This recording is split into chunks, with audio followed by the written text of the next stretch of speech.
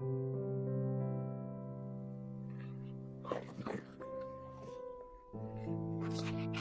adalah cerita hari saya.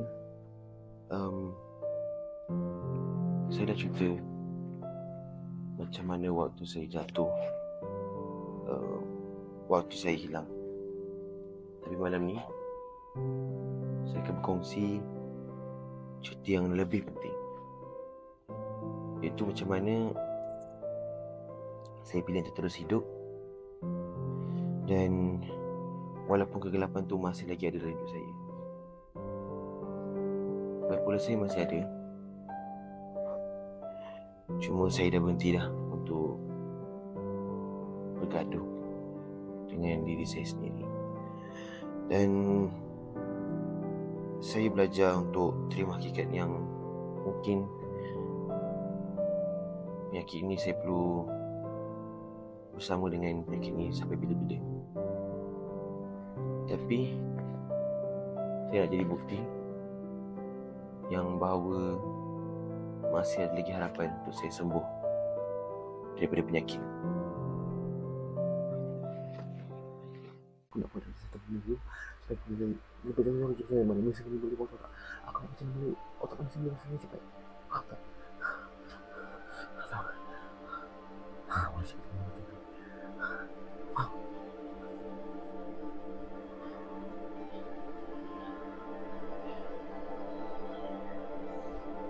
Saya rasa saya dipilih yang saya boleh selesaikan semua masalah orang lain dalam satu masa.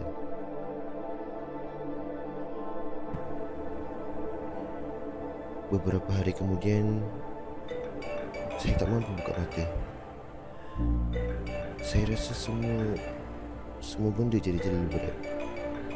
Seolah-olah dunia pun tak perlukan saya.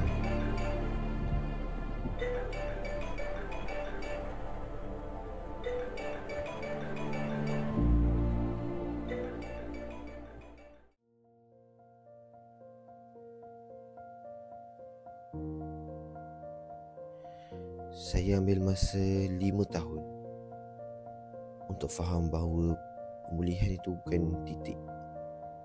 Ini adalah jalan yang sangat panjang dan kadang-kadang sunyi. Tapi bila saya mula terima diri saya, barulah saya sedar saya benar-benar mula sembuh. Tapi sembuh bukan bermaksud baik sepenuhnya. Saya masih lagi tenggelam dalam diri sendiri. Saya belajar untuk berenang walaupun airnya masih dalam.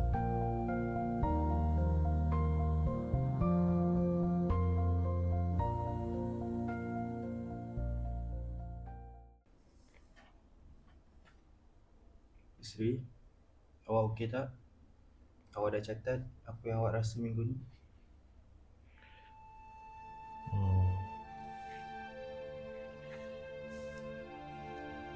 Saya dah catat, Doktor.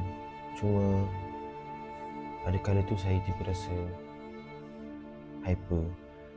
Saya rasa macam semua benda berlaku dengan sangat pantas. 3 buku saya beli, tapi 3 tu semua saya tak baca. Ada masa pula saya rasa macam saya ni tak wujud, tak diperlukan. Tak apa Sri, saya cakap awak jangan risau. Ini semua adalah proses. Ini adalah langkah pertama untuk awak kena diri awak. Awak kena tahu apa pola diri awak dan macam mana untuk awak terus diri awak.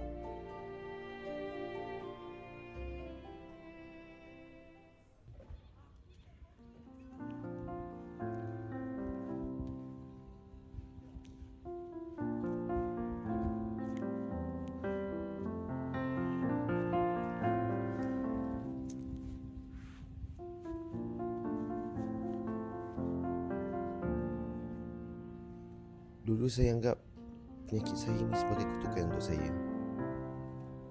Tapi hari ini saya sedar penyakit saya ini adalah pintu untuk saya.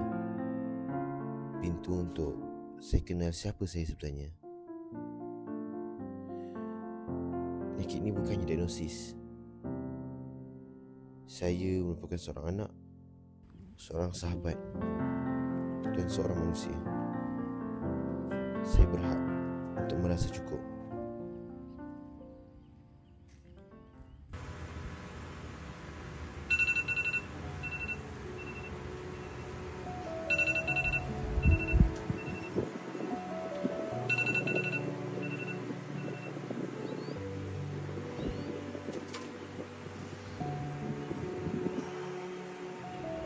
Saya belajar jaga diri, tidur ikut masa, jaga makan.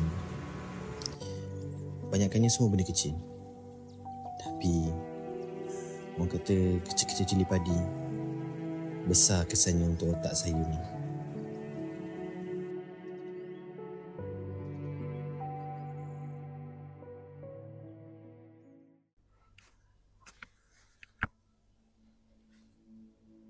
Hari ini saya masih berjaga-jaga, walaupun ada hari yang saya rasa agak sukar. Tapi saya masih lagi berjaya untuk hidup, untuk ketawa, untuk satu cinta dan juga menulis puisi. Dan bila saya menemani pesakit seperti Daniel, saya rasa macam saya sedang menemani diri saya sendiri. Saya nak tahu, kalau awak masih lagi bergelut dalam perkara seperti ini, saya nak tahu yang awak tak kesorangan. Dan saya nak tahu yang pemulihan itu bukanlah mitos. Ini bukan impian yang kosong, tapi ini sebenarnya sebuah perjalanan yang kita sendiri kena hadapi. Kita perlu ambil langkah dulu. Dan itu saja daripada saya. Saya Dr. Asri, dan saya nak awak semua tahu, awak semua adalah sebab saya masih lagi di sini.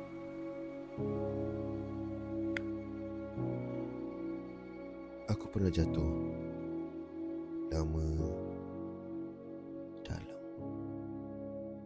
tapi akhirnya aku pilih untuk bangkit perlahan. Hari ini aku tak sempurna, tapi aku sedar, dan itu pun dah memadai. Aku bukan trauma aku, dan aku bukan diagnosis aku. Aku hidup, dan selagi aku hidup, aku akan terus percaya yang aku masih di sini.